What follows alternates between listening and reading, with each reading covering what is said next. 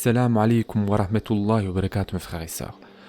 Donc vous avez été nombreux à vouloir cette nouvelle série de vidéos sur les 40 hadiths de An-Nawawi. Je sais qu'il existe plein de vidéos concernant ces 40 hadiths d'An-Nawawi, mais nous allons essayer d'avoir une approche plus pédagogique afin de comprendre et bénéficier au maximum de ces hadiths, Inch'Allah. Donc pour cela, dans une première partie, nous allons tout simplement lire le hadith, ensuite nous allons commenter le hadith, et enfin, nous allons voir quelles leçons on peut tirer de ces hadiths.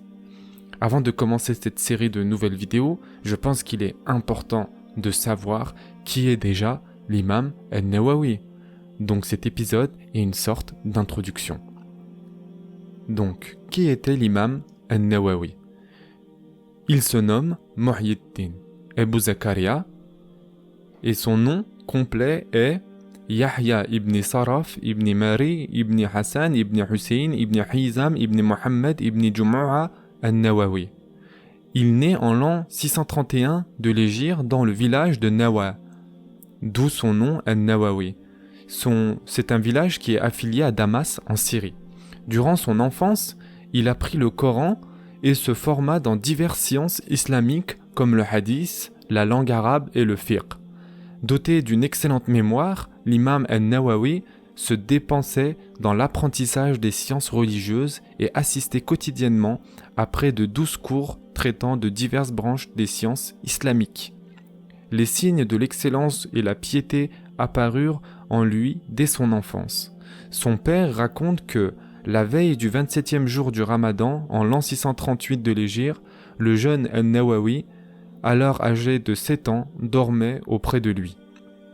Il se réveilla et s'exclama « Mon père, quelle est cette lumière qui emplit la maison ?»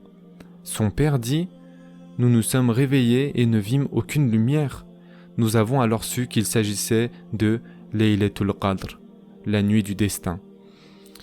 Yasin ibn Yusuf al-Maraqishi raconte « J'ai vu le cheikh, c'est-à-dire An-Nawawi, à Nawa, alors qu'il n'avait que 10 ans.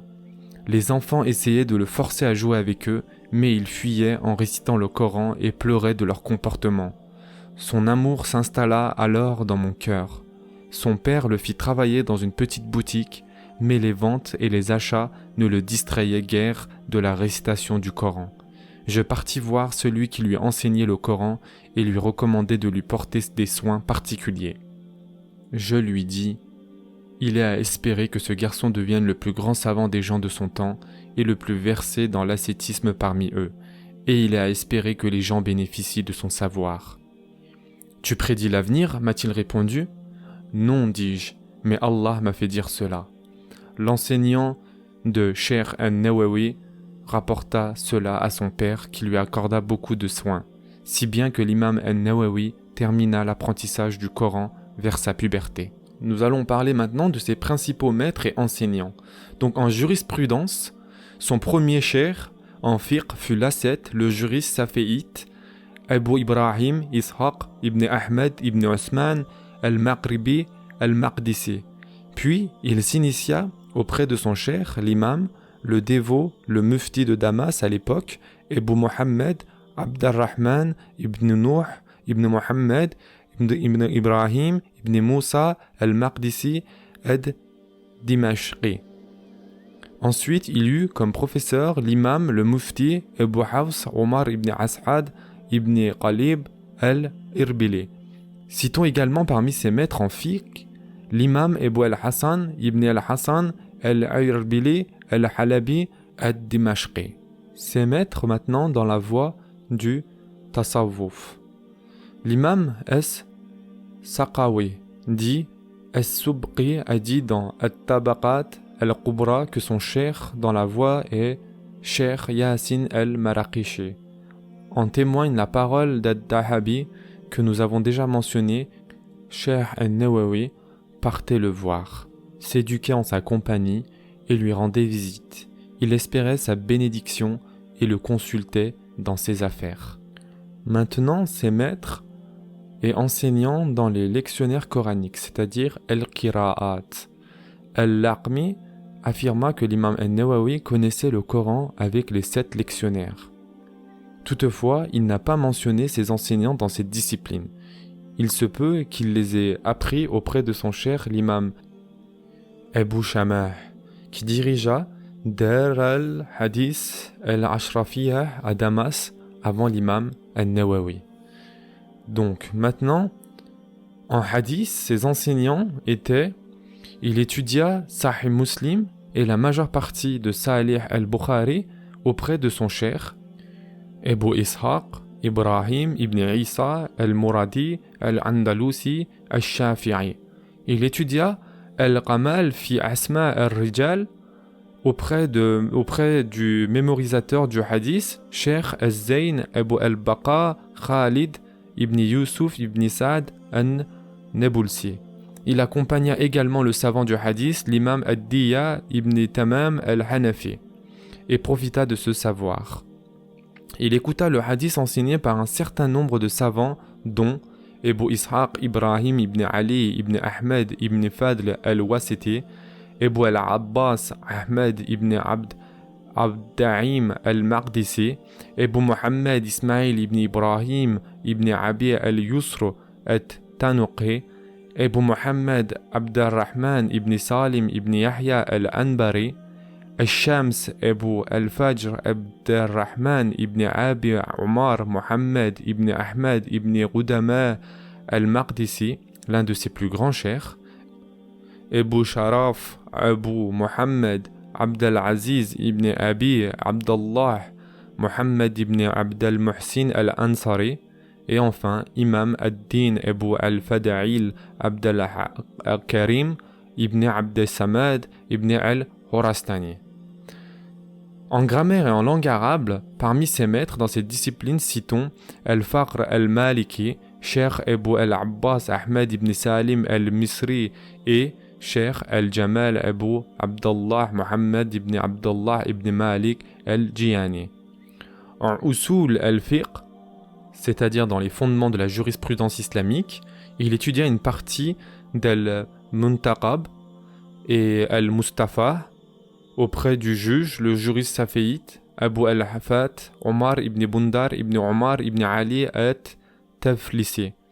L'imam As-Shaqawi dit, il étudia également la majeure partie du Muqtasar ibn al-Hajib auprès du grand juge de Damas, Al-Iz Abu al-Mafaqir, Mohammed ibn Abd al-Qadir ibn Abd al-Khaliq ibn as-Sa'ir. Concernant ses ouvrages, l'imam al-Nawawi ne se maria pas et n'eut par conséquent aucune descendance. Mais ses meilleurs héritiers sont certainement ses remarquables ouvrages. Il composa un précieux commentaire de Sahih Muslim. Il commenta également une partie de Sahih al-Bukhari. Il s'arrêta à Kitab al-Ilm, le livre du savoir, et intitula son commentaire At-Talqis. Et commença aussi un commentaire de Sunan Abi Daoud. L'imam al-Shaqawi dit, il arriva à la partie traitant des ablutions et intitula son commentaire Al-Ijaz. J'ai entendu dire que l'ascète de son temps, Al-Shihab ibn Raslan, a repris intégralement cet écrit de l'imam al-Nawawi au début de son propre commentaire de Sunan Abi Daoud, et ce en guise de bénédiction. Il écrivit également 2 valeureux ouvrages répandus parmi les musulmans et les étudiants en sciences islamiques. Le livre des invocations, Kitabul Adhar, et les jardins des vertueux. On lui doit aussi les 40 hadiths qu'il acheva en l'an 668 de l'Hégire et son recueil de hadiths Qudsi. Il apporta l'éthique des mémorisateurs du noble Coran dans son ouvrage At-Tibyan fi Adab Hamalat al-Qur'an. L'imam al-Sharawi témoigna de l'importance de cet ouvrage en disant « C'est un livre précieux, on ne peut s'en passer, surtout les récitateurs et les enseignants de la récitation coranique. » Il composa aussi « At-Tarqis fi al-Iqram wa al-Qiyam ». L'imam al-Shaqawi dit « C'est un ouvrage pour les gens de vertu et leurs semblables ». Il écrivit dans l'ascétisme et le soufisme, le jardin des gnostiques. On lui doit aussi, entre autres, Rawdat al-Talibin, al-Minhaj, al-Manasiq, fi al-Fiqh, al-Fatawa al-Nawawiyah, Tabaqat al-Fuqaha, Tahdid al-Asma wa al-Luqat, Taslih al-Tanbih, التحقيق رؤوس المسائل وتحفات أصحاب الفضائل. Son enseignement. En l'an 665 de l'Hégire, il commença à enseigner à Dar al-Hadith al-Ashrafiyya à Damas. Il refusa d'être rémunéré pour l'enseignement qu'il dispense et accomplit le pèlerinage 2 fois dans sa vie. À la fin de sa vie, il séjourna dans son village Nawa. Certains pieux lui ordonnèrent de visiter Al-Qudus, Jérusalem, et Al-Khalil. Il le fit, puis retourna à son village natal, chez ses parents. Il fut atteint d'une maladie et son âme retourna à Allah au cours du mois de Rajab, en l'an 676 de l'Hégire, et il fut enterré dans son village. Les éloges à son sujet sont nombreuses. Abu Abd-Rahman al-Ahkimimi dit de lui « Il cheminait sur la voie des compagnons, que Allah les agrée. Je ne connais nul autre de son époque qui cheminait sur leur voie. » Abu al-Abbas ibn Farouq dit de lui « Il a réuni 3 degrés. Chacun d'eux aurait suffi pour que les gens viennent de loin pour le voir et apprendre de lui. Le degré du savoir, le degré de l'ascétisme et le degré de l'appel au bien et de l'interdiction du blâmable. » Ibn as-Subqi dit de lui « Il fut un maître et un chaste. Il fut aussi un ascète. Peu lui importait que sa vie ici-bas devienne une ruine, tant que sa religion était florissante. Il était distingué par son ascétisme et son contentement de ce que Allah lui accorde. Il marchait sur les pas des pieux prédécesseurs de Ahl al-Sunnah wal-Jama'a. Dévoué et patient dans les voies du bien, il ne perdait pas un instant dans des œuvres n'impliquant pas l'obéissance à Allah Azza wa Jal. Et enfin, pour terminer cette introduction sur l'imam An-Nawawi, nous allons lire l'introduction qu'il a écrite avant de commencer son livre des 40 hadiths. Louange à Allah, Seigneur des univers, l'agent suprême des cieux et de la terre, l'administrateur des affaires de toutes les créatures, l'envoyeur des messagers aux assujettis pour les mettre sur la bonne voie et leur expliciter les préceptes de la religion. Muni en cela de preuves péremptoires et claires, je les loue pour tous ses bienfaits et je lui demande de m'accorder davantage de sa grâce. Je témoigne que nul n'est en droit d'être adoré qu'Allah, l'unique, le dominateur suprême, le généreux, l'indulgent, et je témoigne que Mohammed est son serviteur et son envoyé, son aimé et ami, Khalil. La meilleure créature honorée par Al-Qur'an, sublime, le miracle permanent malgré le passage des années, et par les traditions qui illuminent la voie aux chercheurs de vérité, privilégiés par les paroles de synthèse, et la tolérance de la religion, qu'Allah a pris sur lui, sur tous les autres prophètes et envoyés, leurs alliés, ainsi que sur l'ensemble des vertueux, et leur donne la paix. Il nous a été rapporté d'après Ali ibn Abi Talib, Abdullah ibn Mas'ud, Mu'az ibn Jabal, Abu ad-Darda, ibn Omar ibn Abbas, Anas ibn Malik, Abu Hurayra, Abu Sa'id al-Qudri, selon différentes sources et différentes versions que l'envoyé d'Allah sallallahu alayhi wa sallam aurait dit « Celui qui apprend pour en faire profiter ma communauté 40 hadiths qui concernent sa religion, Allah le ressuscitera le jour de la résurrection au milieu des docteurs de la foi et des savants. » Dans une autre version, il y a ceci. Allah le ressuscitera docteur de la loi et savant. Dans une autre version, rapportée par Abu ad-Darda, le jour de la résurrection, je serai pour lui un intercesseur et un témoin. Dans la version d'Ibn Mas'ud, il lui sera dit « Entre au paradis par la porte que tu veux ». Dans la version d'Ibn Omar, il sera inscrit dans le groupe des savants et il sera mis dans le groupe des martyrs. Les spécialistes du hadith s'accordent à dire que ce hadith est d'une faible autorité canonique. Malgré la multiplicité de ces chaînes de rapporteurs, les savants ont par ailleurs produit un nombre de livres à propos des 40 hadiths. Après avoir demandé à Allah le Très-Haut ce qui est mieux pour moi, c'est-à-dire istihara, dans cette affaire, j'ai réuni 40 hadiths suivants, en cela ces grands imams et ces gardiens de la religion. D'ailleurs, les savants sont d'accord sur le fait de se servir du hadith à faible autorité canonique qui ont un rapport avec les actes méritoires. Malgré cela, je me fonderai pas sur le hadith précité, mais sur les hadiths sahih suivants. Que celui qui a été témoin de mes dires transmette la connaissance à l'absent. Ou encore, qu'Allah resplendide le visage d'un homme qui a entendu mes propos, les a bien gardés dans sa mémoire et les a transmises comme il les a entendus. Certains ont réuni 40 hadiths traitant des bases fondamentales de la religion. Certains des applications pratiques, furu', certains du djihad, certains des règles de conduite, d'autres ont choisi des hadiths dans lesquels il y a des prêches. Tous ces thèmes visent le bien pour cette communauté, qu'Allah agrée leur auteur. Pour ma part, j'ai projeté de faire mieux que tout cela en choisissant 40 hadiths qui traitent de tous ces thèmes. Chaque hadith, en effet, que j'ai mis dans cet opuscule est en soi une règle fondamentale de la religion. D'ailleurs, des savants les ont décrits comme étant la plaque tournante de la religion. Certains ont dit qu'ils concernent la moitié, d'autres le tiers, ainsi que d'autres qualificatifs de ce genre.